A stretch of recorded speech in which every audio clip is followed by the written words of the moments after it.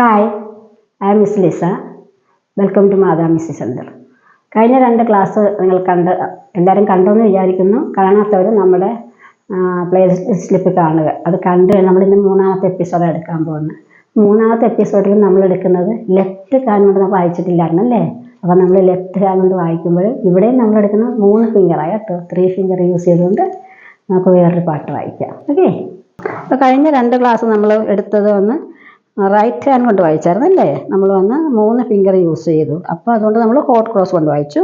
പിന്നെ നമ്മൾ ഹോഗി എന്നുള്ള പാട്ട് ഈ 3 ഫിംഗർ യൂസ് ചെയ്തു. ഇന്ന് നമ്മളുണ്ടല്ലോ റൈറ്റ് ഹാൻഡ് യൂസ് ചെയ്യുന്നില്ല. ഇന്ന് നമ്മൾ ലെഫ്റ്റ് ഹാൻഡ് യൂസ് ചെയ്യുക.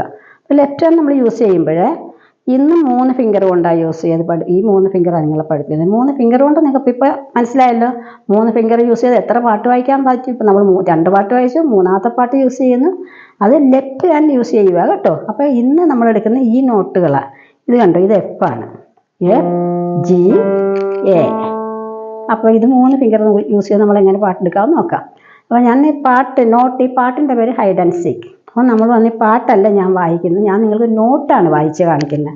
നോട്ട് വായിച്ച് കാണിക്കുന്നത് നിങ്ങൾക്ക് എളുപ്പം പഠിക്കാൻ വേണ്ടിയാണ്. പാട്ട് വായിക്കുമ്പോഴേ അടുത്ത പാട്ട് കേൾക്കുമ്പോൾ നിങ്ങൾ നോട്ട് മറന്നു പോകും. അപ്പോൾ ഈ നോട്ട് മറക്കാതിരിക്കാൻ വേണ്ടി ഇപ്പോൾ കണ്ടോണം, മിഡിൽ ഫിംഗർ വന്നിട്ട് എഫിൽ എടുക്കും. F G A.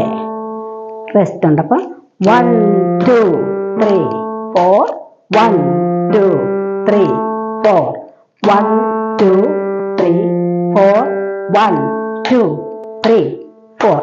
ഈ ഒരു നോട്ട് വലിയ നോട്ടാണ്, സെമി ബ്രേവ് നോട്ടാണ്. അതിനാണ് 4 ബീറ്റ് ഉണ്ട്. അതാണ് മിസ് ഇങ്ങനെ ബീറ്റ് തട്ടി കാണിച്ചത്. അപ്പോൾ ഒന്നുകൂടി ശ്രദ്ധിക്കണം.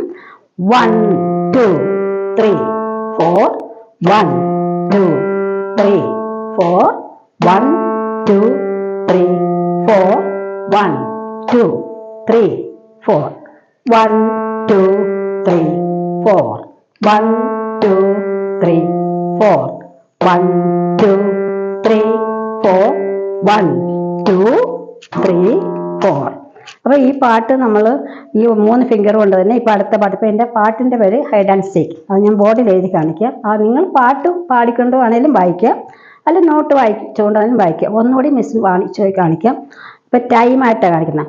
1 2 3 4 1 2 3 4 1 2 3 4 1 2 3 4 1 2 3 4 1 2 3 4 1 2 3 4 1 2 3 4. ആ പാട്ട് അതിൽ ഇനി നോട്ടായിട്ട് പാടി കാണിക്കണേ അങ്ങനെ പാടി കാണിക്കാം. F G A F G A A G F G A A G F A G F F G A G F F. ഇത് ഒരു എഫ് ആണ്. അപ്പം ഇത് ബോർഡിൽ എഴുതി കാണിക്കാം. ഓക്കെ, അപ്പം മിസ് ബോർഡിൽ ഇവിടെ വായിച്ച് കാണിച്ചില്ലേ പിയാനോയിലെ. അപ്പോൾ ആ നോട്ടാണ്, ആ പാട്ട് ഇവിടെ നോട്ട് എഴുതുക. എന്തുകൊണ്ടാണ് നോട്ട് എഴുതി പഠിപ്പിക്കുന്നതെന്ന് പറഞ്ഞാൽ നിങ്ങൾ പ്രാക്ടിക്കലിൻ്റെ കൂടെ തിയറിയും കൂടി പഠിക്കണം, എങ്കിൽ മാത്രമേ നിങ്ങൾക്ക് മ്യൂസിക്കിൽ വളരാനൊക്കത്തുള്ളൂ. അപ്പോൾ അതുകൊണ്ട് ഈ പാട്ടായിട്ട് ഹൈഡ് ആൻഡ് സീക്ക് ഈ പാട്ടാണ് ഇവിടെ നോട്ട്.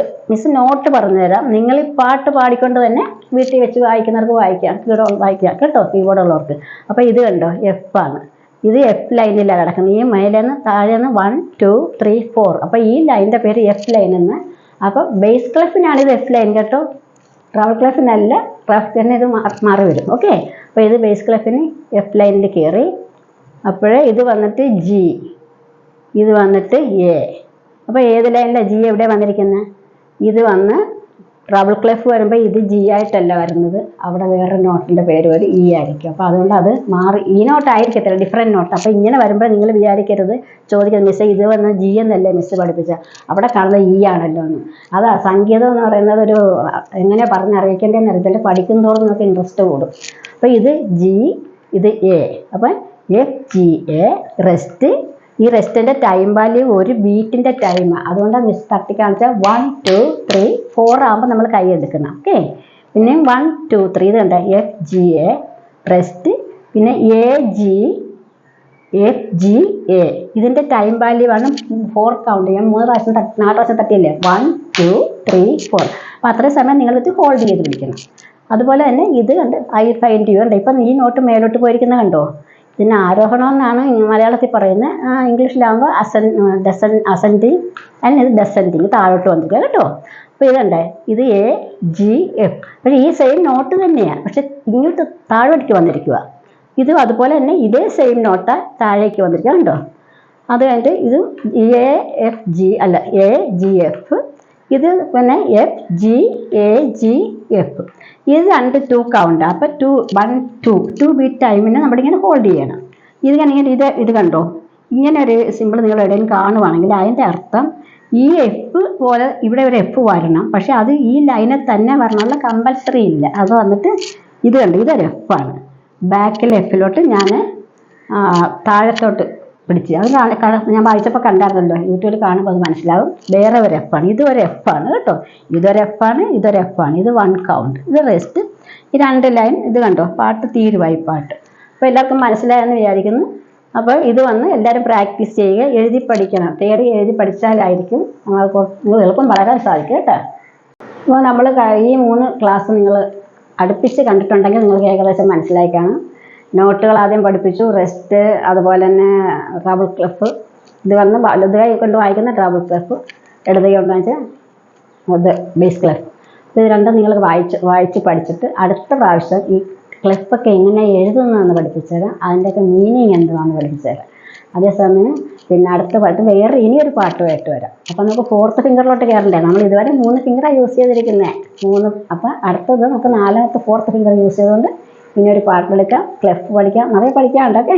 അപ്പോൾ നമുക്ക് എല്ലാവരും ഇത് കാണുക, എല്ലാവരും മുടങ്ങാതെ കാണുക. ഒരു പ്രാവശ്യം കണ്ടുകൊണ്ട് പോരാ കേട്ടോ, പല പ്രാവശ്യം കണ്ടെങ്കിലേ മനസ്സിലാകത്തുള്ളൂ. അതിന് ശേഷം വന്ന് ലൈക്ക് ചെയ്യുക, നിങ്ങളുടെ ഫ്രണ്ട്സിന് ഷെയർ ചെയ്ത് കൊടുക്കുക, പിന്നെ സബ്സ്ക്രൈബ് ചെയ്യുക, കമൻറ്റ്സ് പറയണം. കമൻറ്റ്സ് നിങ്ങളുടെ അഭിപ്രായം അറിഞ്ഞെങ്കിലല്ലേ എനിക്ക് എന്തെങ്കിലും മാറ്റങ്ങൾ വരുത്തേണ്ടതായിട്ടുണ്ട്. നിങ്ങൾ കമൻറ്റ് ഇട്ടാലേ അറിയാൻ ഒക്കത്തുള്ളൂ കേട്ടോ. Okay, take care, by.